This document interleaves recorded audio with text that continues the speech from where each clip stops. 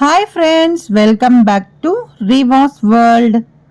இன்னைக்கு நம்ம ரிவாஸ் வேர்ல்டில் என்ன வீடியோ அப்படின்னு பார்த்தீங்கன்னா ஹோட்டல் ஸ்டைலில் வெண்பொங்கல் தான் நம்ம இன்னைக்கு பார்க்க போகிறோம். ரொம்ப டேஸ்ட்டாக இருக்கும். கண்டிப்பாக நீங்களும் ட்ரை பண்ணி பாருங்கள்.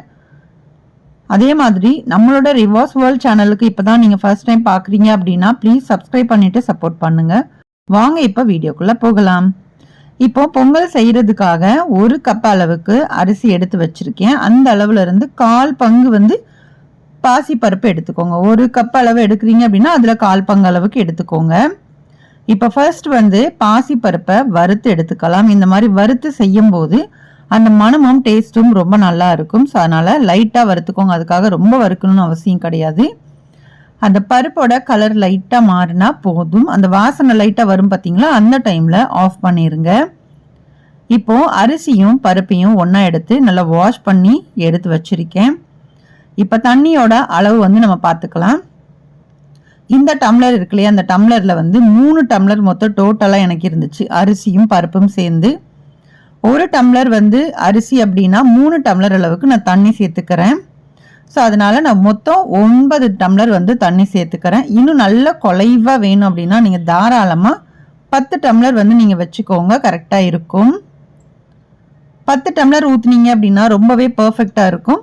இப்போ தண்ணி எல்லாத்தையும் சேர்த்துட்டேன். சேர்த்ததுக்கு அப்புறமா இதில் கொஞ்சமாக நெய் சேர்த்துட்டு அதுக்கப்புறம் இதுக்கு தேவையான அளவுக்கு உப்பும் சேர்த்து நம்ம குக்கரை மூடிட்டு நீங்கள் 4 விசில் இல்லைன்னா 3 விசில் வச்சு எடுத்துக்கோங்க. ரொம்ப பர்ஃபெக்டாக வெந்து வந்திருக்கும். இப்போ அரிசியும் பருப்பும் நல்லா குழஞ்சி வெந்து வந்திருக்கு பாருங்க. இந்த மாதிரி இருக்கணும்.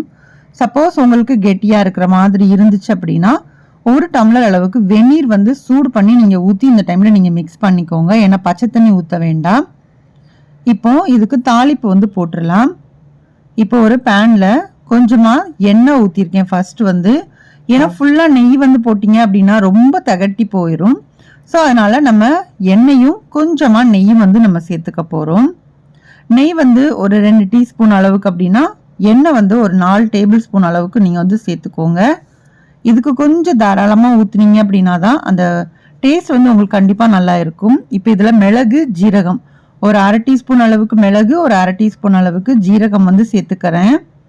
ஸோ இந்த மாதிரி நீங்கள் கரெக்டாக செஞ்சு பாருங்கள். ரொம்பவே டேஸ்ட் சூப்பராக இருக்கும். இப்போ இதில் கொஞ்சம் முந்திரி பருப்பை உடைச்சதை சேர்த்துக்கிறேன். ஸோ உங்களுக்கு முந்திரி பருப்பு எவ்வளோ போடணுமோ அந்த அளவுக்கு நீங்கள் பார்த்துட்டு கொஞ்சம் கூட குறைச்சி சேர்க்குறதா இருந்தால் சேர்த்துக்கோங்க. ஓரளவுக்கு இந்த அளவுக்கு போட்டிங்க அப்படின்னா அது சாப்பிட்றதுக்கு நல்லா இருக்கும். அப்படிங்கிறதுனால கொஞ்சம் போட்டிருக்கேன். ஸோ இதோட கலர் லைட்டாக மாறி வரட்டும். இப்போ இதில் பொடிசாக சாப் பண்ணின இஞ்சி சேர்த்துக்கலாம். 1 டீஸ்பூன் அளவுக்கு இருக்கும் இஞ்சி சேர்த்துக்கோங்க. நல்லா முடிஞ்ச அளவுக்கு நல்லா பொடிசாக சாப் பண்ணிக்கோங்க. அப்போ தான் வாயில் வராமல் உங்களுக்கு இருக்கும். அப்போ தான், ஏன்னா நம்ம பெரியவங்க சாப்பிட்ருவோம், குட்டி பசங்க சாப்பிட்றதா இருந்தால் அது டிஸ்டர்பன்ஸாக இருக்கும். அப்படின்னா நல்லா பொடிசாக சாப் பண்ணிக்கோங்க. இப்போது முந்திரி பருப்போட கலர் எல்லாமே நல்லா மாறிடுச்சு. இந்த டைமில் கருவேப்பிலை எல்லாமே சேர்த்துருங்க. இல்லை அப்படின்னா கருகி போன மாதிரி ஆயிரும் இல்லையா, அதனால கொஞ்சம் கருவேப்பிலையும் சேர்த்துக்கிட்டேன். அதே மாதிரி மிளகு ஜீரகத்தை பார்த்தீங்கன்னா நான் அந்த மாதிரி கல் உரல்ல 1-2 தட்டி இருக்கேன். ஸோ அதையும் ஒரு 1/2 டீஸ்பூன்லேருந்து 3/4 டீஸ்பூன் அளவுக்கு சேர்த்துக்கோங்க. சேர்த்துட்டு ஒரு 1/2 டீஸ்பூன் அளவுக்கு பெருங்காய பொடி சேர்த்துருங்க. ஏன்னா இந்த பொங்கலுக்கு அந்த பெருங்காயத்தோட வாசனையும் அந்த மிளகு ஜீரகத்தை லைட்டாக தட்டிட்டு போடும்போது, அந்த க்ரஷ் பண்ணி போடும்போது நல்ல ஒரு ஸ்மெல் வரும். ஆனால் ஃபர்ஸ்ட்லேயே போடக்கூடாது. நான் இப்போ அடுப்பை ஆஃப் பண்ணிட்டேன் பாருங்கள். இந்த டைமில் தான் நான் போட்டிருக்கேன் அந்த மிளகு ஜீரகத்தை. இல்லை அப்படின்னா ஒரு மாதிரி ரசம் ஸ்மெல் வந்துடும். ஸோ அதனால தான் நான் லாஸ்ட்டாக ஃபைனலாக போட்டு இப்போ நம்ம வேக வச்சிருக்கிற அரிசியும் பருப்பு கூடையும் சேர்த்து நல்லா மிக்ஸ் பண்ண போகிறோம். இப்போ ஏன்னா எப்பயுமே முழுசாக போட்டோம் அப்படின்னா அந்த பசங்க கண்டிப்பாக எடுத்து வைப்பாங்க. ஆனால் கொஞ்சம் க்ரஷ் பண்ணி போடும்போது அவங்க சாப்பிடவும் செய்வாங்க. அதே மாதிரி அந்த டேஸ்ட்டும் உங்களுக்கு நல்லாவே இருக்கும். இப்போ நான் நல்லா மிக்ஸ் பண்ணி விட்டுட்டு இப்போ நம்ம குக்கரை லைட்டாக மூடி வச்சிட்டோம் அப்படின்னு வச்சுக்கோங்களேன். மேலே இன்னும் 1 டீஸ்பூன் அளவுக்கு நெய் மட்டும் சேர்த்துட்டு ஒரு 5 நிமிஷம் அப்படியே நீங்கள் மூடி வச்சுட்டு அப்புறமா நீங்கள் சர்வ் பண்ணீங்க அப்படின்னா அந்த பொங்கல் ரொம்பவே டேஸ்ட்டாக இருக்கும். கண்டிப்பாக நீங்களும் இதே மெத்தடில் ட்ரை பண்ணுங்கள். அவ்வளோதான், ரொம்ப டேஸ்டான வெண்பொங்கல் ரெசிபி ரெடி ஆயிடுச்சு. இந்த வீடியோ உங்களுக்கு பிடிச்சிருக்கும் அப்படின்னு நான் நினைக்கிறேன். பிடிச்சிருந்துச்சு அப்படின்னா வீடியோவுக்கு ஒரு லைக் கொடுங்க. அதே மாதிரி உங்கள் ஃப்ரெண்ட்ஸ் அண்ட் ஃபேமிலிஸ் கூட முடிஞ்ச அளவுக்கு ஷேர் பண்ணுங்கள்.